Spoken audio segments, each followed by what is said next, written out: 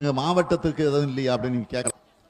எனவே நீலகிரியில தகவல் தொழில்நுட்ப பூங்கா, பொறியியல் கல்லூரி, சேரம்பாடி தேயிலை தோட்ட பகுதியில் அரசு மருத்துவமனை, தமிழ்நாடு அரசு தோட்டக்கழகத்தில் 3 ஆண்டுகளுக்கு மேல் பணியாற்றவர்களின் பணி நிரந்தரப்படுத்தப்படும். கூடலூர் அரசு மருத்துவமனை நவீனப்படுத்தப்படும். பாலிடெக்னிக் கல்லூரி தொடங்கப்படும். மத்திய அரசினால் குஜராத் மாநிலத்திற்கு மாற்றப்பட்ட உருளைக்கிழங்கு ஆராய்ச்சி மையம் மாநில அரசு மூலம் புதிதாக நீலகிரியில அமைக்கப்படும். நீலகிரி மாவட்டத்தில் தேயிலை தோட்ட தொழிலாளர்களுக்கு குறைந்தபட்ச ஊதியம் வழங்கப்படும். குன்னூரில் அரசு கலை அறிவியல் கல்லூரி தொடங்கப்படும். நீலகிரி மாவட்ட பிரதான தொழிலான பச்சை தேயிலை உற்பத்தி செய்யும் விவசாயிகளை பாதுகாத்திட அதற்கு நிரந்தர ஆதார விலை நிர்ணயிக்கப்படும். நீலகிரி மாவட்டத்தில் கட்டடம் கட்ட மாஸ்டர் பிளான் உள்ள தடை சட்டத்தில் தளர்வுகள் ஏற்படுத்திட நடவடிக்கை எடுக்கப்படும். குன்னூர், கூடலூர், பந்தலூர், கோத்தகிரி ஆகிய இடங்களில் உள்ள அரசு மருத்துவமனைகள் நவீன சிகிச்சை வசதியில் உள்ள தரம் உயர்த்தப்படும்.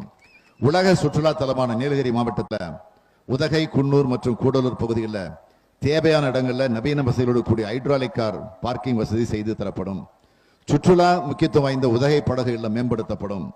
நீலகிரியில சுற்றுலா வளர்ச்சிக்கு தேவையான அனைத்து திட்டங்களும் நிறைவேற தனி கவனம் செலுத்தப்படும்.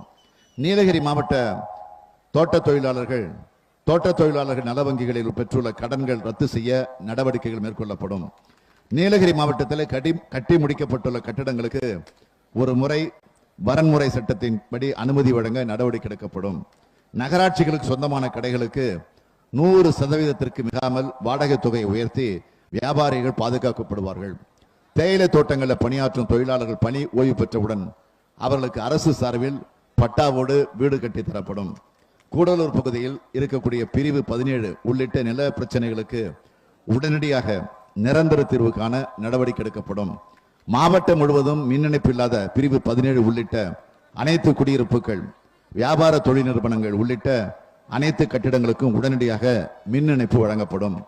வன விலங்குகள் தாக்கி உயிரிழப்போர் குடும்பங்களுக்கு குறைந்தபட்சம் 10 லட்சம் ரூபாயும் அதற்கு மேலும் குடும்பத்தில் ஒருவருக்கு தகுதிக்கேற்ப அரசு பணி வழங்கப்படும். மேட்டுப்பாளையத்தில் உள்ள அனைத்து குடிநீர் திட்டங்களுக்கு விழா மரத்தூருக்கு மாற்றி அமைத்து சாக்கடை நீர் இல்லாமல் குடிநீர் வழங்கப்படும். மேட்டுப்பாளையம் அரசு மருத்துவமனை நவீனப்படுத்தப்படும். மேட்டுப்பாளையத்தில் வாழை ஆராய்ச்சி மையம் அமைக்கப்படும். இதெல்லாம் 5 வருஷத்துல நிறைவேற்ற வேண்டிய பிரச்சனைகளை சொல்லி இருக்கிறேன். ஆனா இன்னைக்கு இந்த ஆட்சியால தமிழ்நாடு